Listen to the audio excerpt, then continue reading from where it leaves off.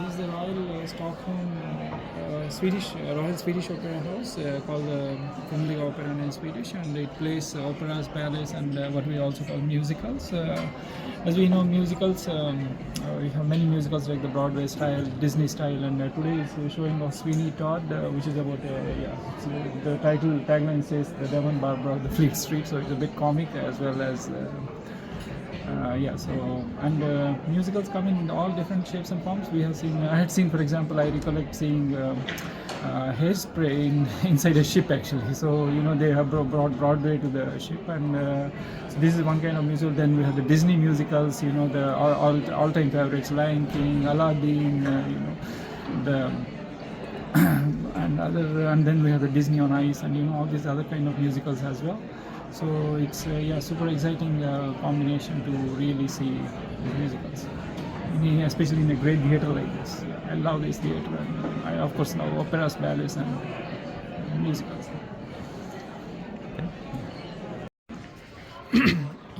This is the Royal Swedish Opera House, also called the Kungliga Operan in Swedish.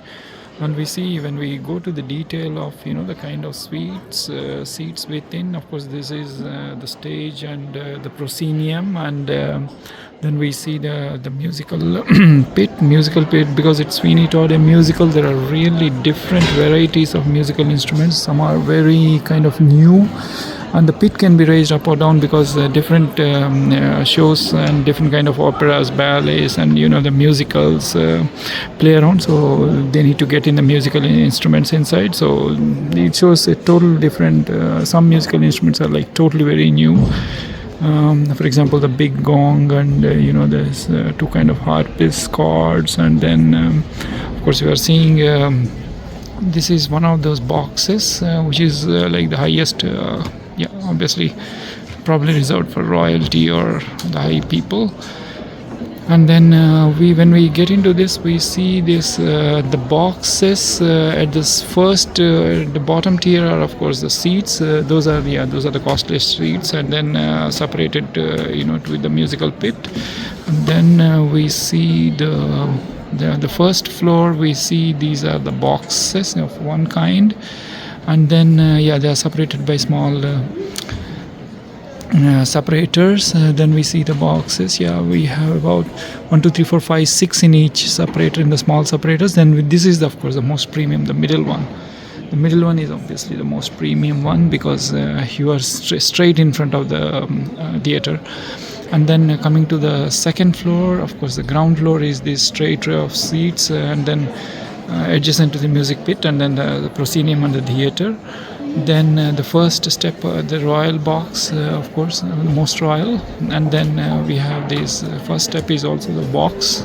The second stage is also is a kind of a normal seats. And then the third level is the normal seats. I'm in the third level and the top. There are 2 levels in the third and top. It's called Ovre and Nedre. And we see the entrance are 2 types. When we are coming from the top level down, the entrance is like with the straight, and when we are coming from the top, we need to come down with the steps. So, and my most favorite seat is usually in this topmost because as the more top you go, generally the more sound is very good on the top, because the sound reflects to the top, and the whole auditorium really comes alive. So so there is also a saying, the more cheapest the kind of seats, the best the sound system. Because you are closer to the top dome, and then that's where the sound reflects back, and because it's really very clear that way. And of course we see the huge chandelier. Stockholm Royal Swedish Opera House in Stockholm is famous for this very huge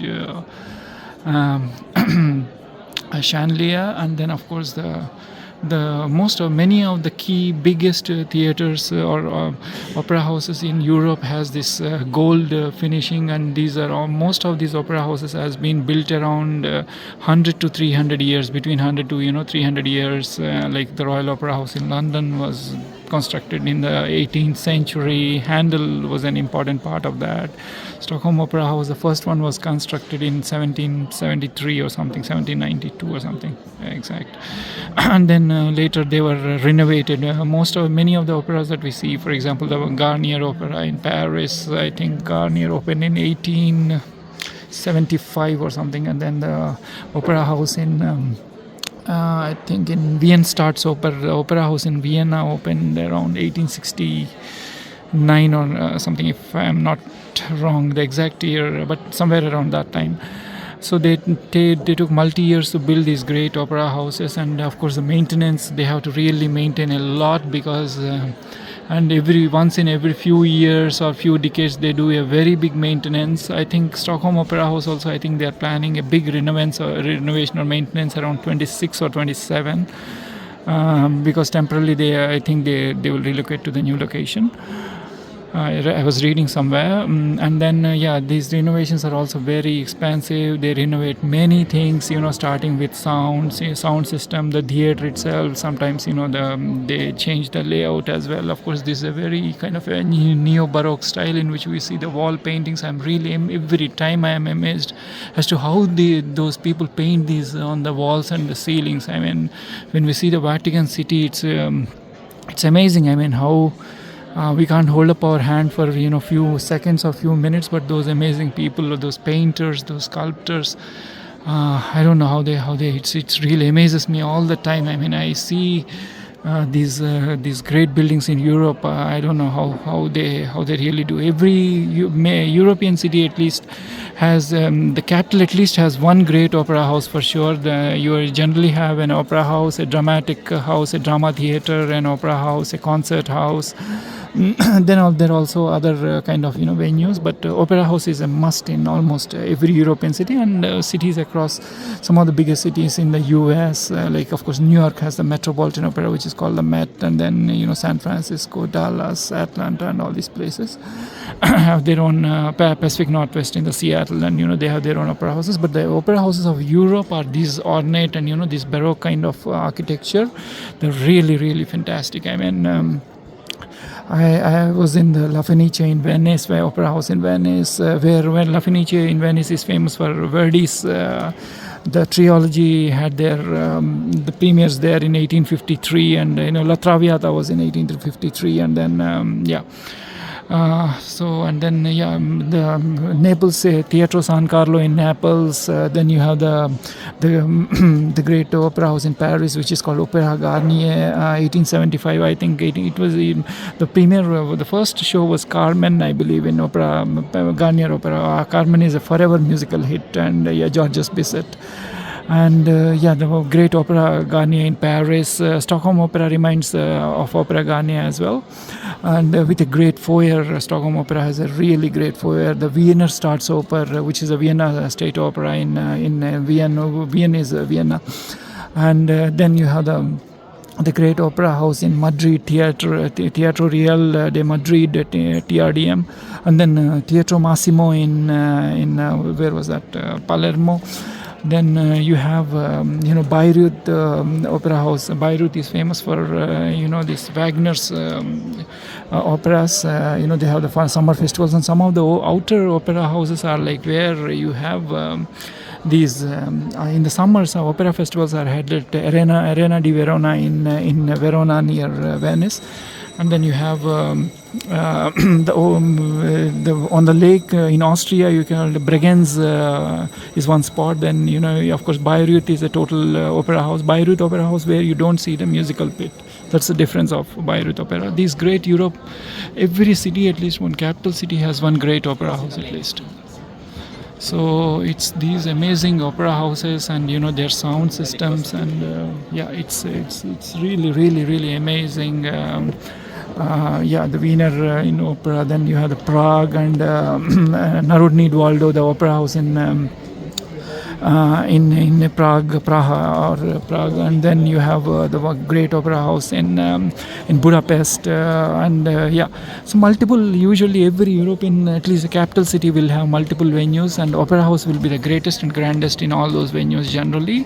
Some has multiple opera houses, like Paris has there a new opera house which is Opera Bastille as well, and then you have the within the Royal Palace there is one more opera, and in Stockholm, Sweden also you have one more opera house within the Royal Palace. So these are the great opera houses of Europe, and it's a spectacular to see. And luckily, in some of the opera houses, the ticket prices are also not are not so high. I mean, the lowest. Otherwise, operas are very, very costly. And given a chance, like like to see every opera. And though even after 100 years plus, many of the operas and ballets are 100 years, easily 100 to 300 years old, and the music is amazing. The dances or the singing are amazing. These are amazing musicians, amazing. They're magicians. I will not call them amazing musicians, amazing singers, and amazing dancers and actors, and they're really very talented. Many of these people can speak multiple languages. They're really, really, really very talented. So great people on the planet. I mean, they can sing, they can act, they can dance, they can do a lot of things, and corresponding to the music. It doesn't see as if they are normal people or humans doing these, doing these acts and feats. They're like, it sounds to me they're really amazing. They sounds like machines or dolls. I mean, the dancers are so nice, the dresses are so nice, the costumes. I don't know. I mean, it's a combination of tens or hundreds of people who do these. The combination of the sets that they produce are like sometimes so amazing. Like sets. Sometimes some sets, like for example, the Nibelungsring and the Ring Cycle has 4 operas, which is Wagner's 4 operas, and Ring Cycle has the highest number of sets because the 4 operas starts with the Ring Cycle. The Lord of the Rings latest movie series is probably based on inspiration from the Ring Cycle composed by Wagner. I think over 25 years or something he composed those 4 operas within the Ring Cycle, right? The Rheingold and Valkyrie, and the last one, there's the 4 operas, and then so these are amazing, really, really, really amazing opera houses within Europe, and so it's truly great to see. I mean, I don't know, such opera houses and in Europe, because Paris, the opera house is really great. London Royal Ballet and Opera London is great. Then Paris, it's great. Then Stockholm is great. Then you have the ones in every capital at least has one great venue. Like the ones in Finland and Copenhagen and Oslo are a bit new. Oslo, it's constructed on the water, almost on the water. It's slow, and you can go on top of the Oslo Opera House as well.